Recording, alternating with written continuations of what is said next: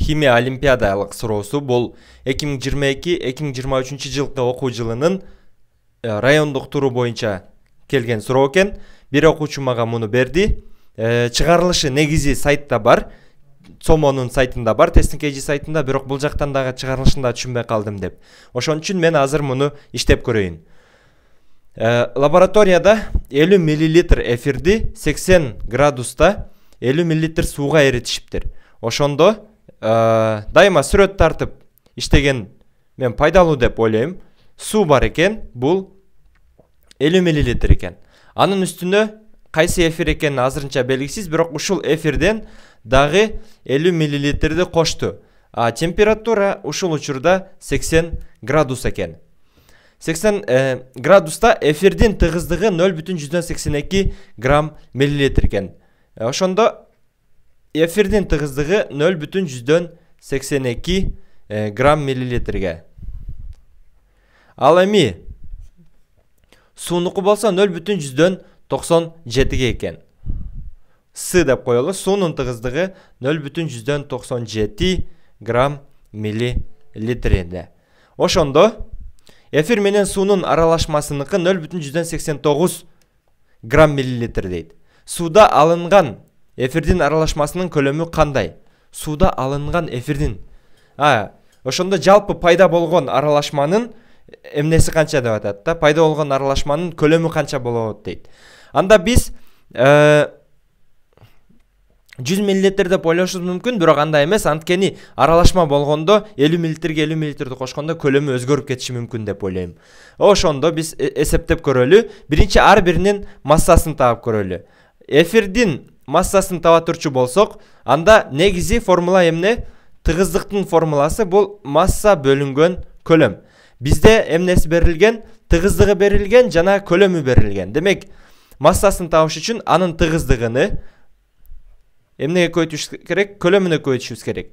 Тыгыздыгы 0,82 көбөйтүлгөн көлөмү 50. Бирдиктерин жазып коесуңар, грамм миллилитр менен. Анда мен калькуляторду алайын. 0,82 көбөйтүү 50. Бул 41 экен. Ошондо 41 грамм эфир бар экен. Жана суунун массасын ала турчу болсок, бул эмне болот? Кайра эле суунун 80 градустагы тыгыздыгы 0,97, анын көлөмү 50 мл. Ошондо 0,97 көбөйтүү 50 кылсак 48,5 грамм экен. Көлөм өзгөрсө дагы масса өзгөрбөйт. Массанын сакталуу закону бар. Масса өзгөрбөйт. Ошондуктан биз эмне кылабыз? Жалпы акыркы жалпы массабыз масса аралашманыкы деп коелу. Аралашманын массасы эмнеге барабар? 41 грамм кошулган 48,5 грамм. Бул барабар канча болот? Кошу 41 боло турчу болсо 89,5 грамм экен. 89,5 грамм. Анда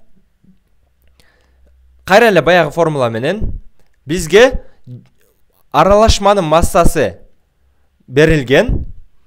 Аны аралашманын көлөмүнө бөлө турчу болсок, анда эмне чыгыш керек? Аралашманын тыгыздыгы чыгыш керек. Бизде аралашманын тыгыздыгы берилген, аралашма массасыны биз таптык мына. Ошондо аралашманын көлөмүн табыш үчүн массаны тыгыздыкка бөлүш керекпиз.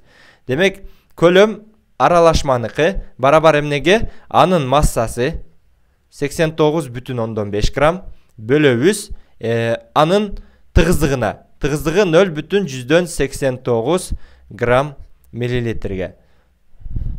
Ошондо грамм мен грамм жоюлат, 1 миллилитр дагы үстүнөн болгондо жөн эле миллилитрге айланып калат. 89,5ды бөлөбүз 0,89га. Ошондо 100,6 болот экен. Тегерек дегенде 100,6 миллилитр деген жооп чыгат экен. Бул деген туура жообу Г дегенди түшүндүрөт. Көлөм өзгөрүшү мүмкүн, анткени эфир органикалык зат. Суу болсо эфир менен бири-бирине тартылуу пайда болуп, эригендечи көлөм өзгөрүп кетиши мүмкүн. Бири-бирине жакшыраак тартылып эрип, бирок масса өзгөрбөйт. Масса качан өзгөрөт? Ал зат жоголуп кеткенде. Качан жоголот? Ядролук реакция болуп, анын нейтрондору сыртка чыгып кетсе, ошондо жоголот, же бууланып кетип калса жоголот, бирок жоголду дегенде да башка бир айлана чөйрөгө тарап кетет. А бирок бул жерде бизге ошону түшүнүш керекпиз. Эмне болуп атат? Жалпы массаны берип туруп, жалпы аралашманын тыгыздыгын берип атат. Демек аралашманын көлөмүн тапкыла деп сурап жатат. Бул жакта дагы алардын чыгарылышы жообу Г экен, меники менен туура чыгыптыр. ЖРТ математика жана ЖРТ химия боюнча материалдарды силер биздин Билимот KG сайтыбыздан көрө аласыңар. Телефондон Билимот деп Googleга жазып кирсеңер болот. Онлайн регистрация деген бар. Бекер регистрациядан жаңы логин, жаңы пароль түзүп биздин сайтка кире аласыңар.